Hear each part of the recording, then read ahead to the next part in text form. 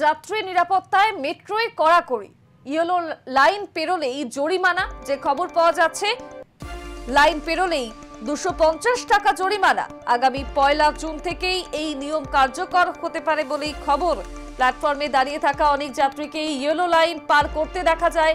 Metro আসছে কিনা উকি মেরে দেখতে গিয়ে দুর্ঘটনা ঘটে।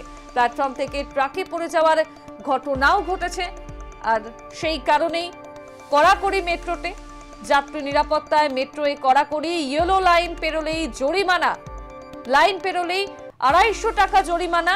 আগামী 1 জুন থেকেই কার্যকর হতে পারে এই নয়া নিয়ম। প্ল্যাটফর্মে দাঁড়িয়ে থাকা অনেক যাত্রীকেই ইয়েলো লাইন পার হতে দেখা যায়। মেট্রো আসছে কিনা উকি মারতে দেখতে গিয়েই কার্যত ঘটে যায় দুর্ঘটনা, এবং সেই সমস্ত দুর্ঘটনা এড়াতেই নয়া কড়াকড়ি। ইয়েলো লাইন পেরোলেই জরিমানা, লাইন পেরোলেই 250 টাকা জরিমানা। 1 জুন থেকেই এই নিয়ম কার্যকর হতে পারে বলেই মেট্রো রেল সূত্রে খবর।